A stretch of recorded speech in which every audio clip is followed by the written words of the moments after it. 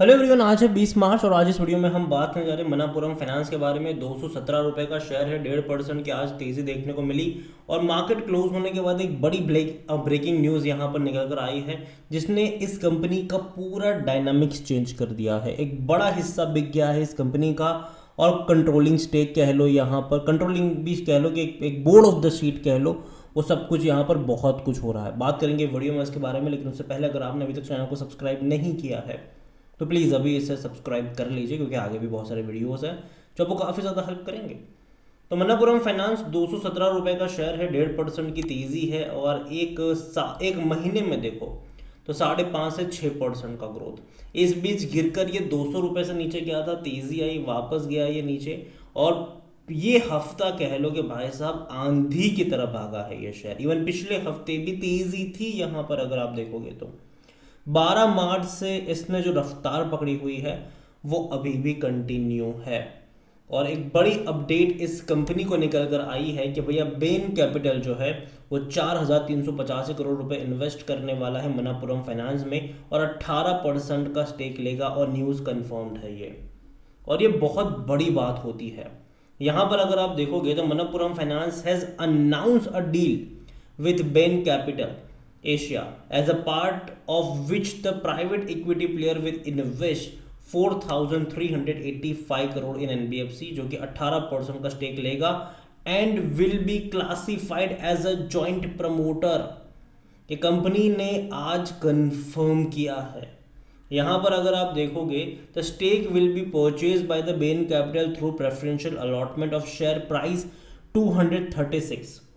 236 रुपए पर शेयर के लिहाज से खरीदारी करी हुई है, which is 30% premium to the weightage average price.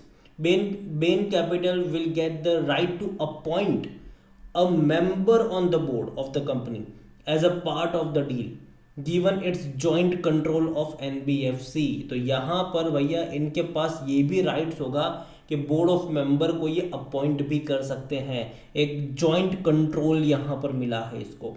The deal will be trigger an open offer for additional 26% stake in Malappuram finance which could potentially lead to Bain capital increase its stake by more than 40% तक भी बढ़ा सकता है। यहाँ पर जो existing Manappuram promoters जो है वो तकरीबन 28.90% का स्टेक होन करते हैं यहाँ पर। आफ्टर द डील, इस डील के बाद 28.90% का स्टेक अब उनके पास रह गया है और कह सकते हैं कि भैया बहुत बड़ी बात है ये। और देखो मनापुरम फाइनेंस को छोटी कंपनी नहीं, बहुत बड़ी कंपनी है ये, ठीक है, छोटी कंपनी नहीं है। और यहाँ पर एकदम से बहुत कुछ चेंज हो रहा है। कंपनी का अगर हम वॉल्यूम देखें तो 3 करोड़ 3.5 करोड़ से भी ज़्यादा के शेयर्स आज यहाँ पर ट्रेड होते नजर आए। बड़ी क्वांटिटी में यहाँ पर ट्रेडिंग चल रही है। इतना ही नहीं, यहाँ पर अगर हम बात करने जाएं इस कंपनी के बारे में तो देखिए यहाँ पर 230 रुपये का 52 वीक्स का हाई है और 138 रुपीज़ का लो है। तो जहाँ बाकी कंपनियाँ 52 वीक्स में भैया लगातार गिरावट दिखाती नजर आई, ये दौड़ रहा था। इसका ऑल टाइम हाई भी 230 रुपये है और ये भी उसी के आसपास ही ट्रेड कर रहा है। मलप्पुरम फाइनेंस अगर आप देखो मार्केट कैप इसका 18,400 करोड़ के आसपास देखने को मिल रहा है। कंपनी के बारे में अगर हम बात करें तो देखिए कंपनी जो है वो डिविडेंड भी पे जो है वो करती है, ठीक ठाक पे करती है। इसने पिछले साल देखो कितना पे किया था, 4 बार पे किया था। फरवरी में 90 पैसा, जून में 1 रुपया, अगस्त में 1 रुपया, नवंबर में 1 रुपया, कुल मिलाकर 3 रुपये 90 पैसे का डिविडेंड इसने पे किया था। और इस साल भी फरवरी में 1 रुपये का पे कर चुका है, जून में दोबारा पे करेगा ये। तो अच्छा खासा डिविडेंड पेइंग शेयर आप इसको कह सकते हो, ठीक है, उसमें कोई शक नहीं है। और जहाँ तक वैल्यूएशन के बारे में देखें तो 9.20 का पी रेशियो, सस्ता कह सकते हो आप इसको। सेक्टर पी 17 का है। फाइनेंशियल्स अगर आप देखोगे इस कंपनी के तो फाइनेंशियल लास्ट क्वार्टर निराशाजनक डेफिनेटली था, बहुत खराब था। यहाँ पर निराशा क्या, बहुत खराब था। 280 करोड़ का ही प्रॉफिट था, जबकि इससे पहले कंपनी 500 550 करोड़ का प्रॉफिट आराम से कर रही थी अगर आप देखो तो। और रेवेन्यू भी घटा था, 2,560 करोड़ का रेवेन्यू मतलब रहा, जबकि इससे पहले के क्वार्टर में 2,635 करोड़ से भी ज़्यादा का रेवेन्यू हुआ करता था। तो रेवेन्यू कम हुआ था, ठीक है, लेकिन अगेन आप देखो तो उतना बड़ा ग्रोथ भी नहीं है पिछले साल के मुकाबले। प्रॉफिट डेफिनेटली मतलब यहाँ पर निराशा वाली ज़रूर थे।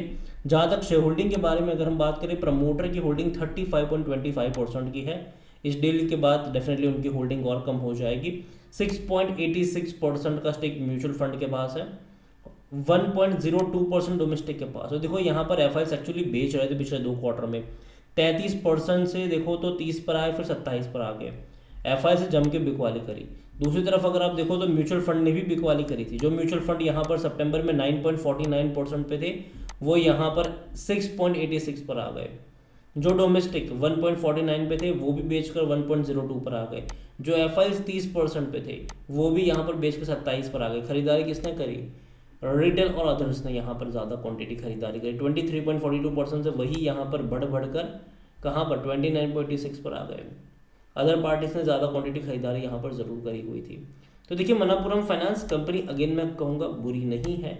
और इवन अगर आप देखोगे तो इससे पहले भी देखो पिरामिड बना था यहाँ पर कि शेयर 160 रुपये से तेज़ी दिखाकर 230 पे गया था, वहाँ से मेजर फॉल आया था और शेयर गया था 140 रुपये से भी नीचे अक्टूबर में।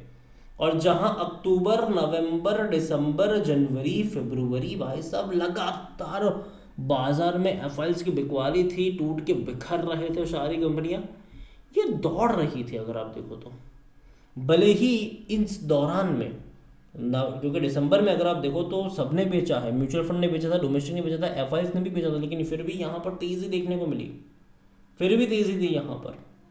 तो देखिए मनप्पुरम फाइनेंस, और अब एक बड़ी अपडेट निकल कर आई, बेन कैपिटल ने भाई साहब बहुत बड़ा क्वांटिटी यहाँ पर खरीदा हुआ है। कंट्रोलिंग स्टेक के एक तरीके से जॉइंट प्रमोटर कह लो यहाँ पर, वो यहाँ पर बन चुके हैं और आगे भी अपना स्टेक थोड़ा बहुत और बढ़ा सकते हैं। तो मनप्पुरम फाइनेंस देखो तो कंपनी गोल्ड फाइनेंस का काम करती है, डेफिनेटली बहुत बड़ी कंपनी है ये, और काफ़ी बड़ी प्रेजेंस इनकी इंडिया में, साउथ इंडिया में देखने को मिल जाती है।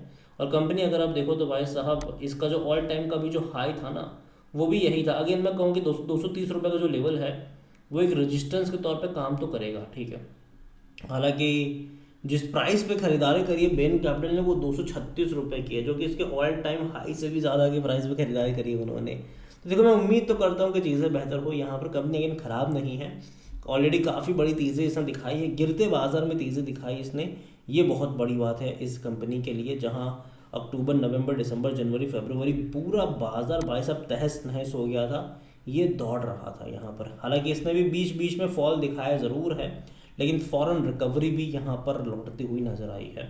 ओवरऑल अगेन मैं कहूँगी ये जो डील हुई है कल, इसका मेन इम्पैक्ट में देखने को मिलेगा कि किस तरीके से है। मुझे लगता है कि पॉजिटिव इम्पैक्ट यहाँ पर दिखना चाहिए और शायद वापस से ये कोशिश करेगा 230 पे जाने की। अगेन एक रेजिस्टेंस है 230, 240 का जो लेवल है वो एक रेजिस्टेंस के तौर पर काम करेगा, तो वहाँ पर नज़र रखिएगा आप। अगेन ये मेरा पर्सनल ओपिनियन है, कोई भी इन्वेस्टमेंट एडवाइस नहीं है ये। वीडियो को यहीं पे एंड करता हूँ। पसंद आया हो तो लाइक करो, शेयर करो, चैनल अगर पहली बार है तो प्लीज़ सब्सक्राइब करें।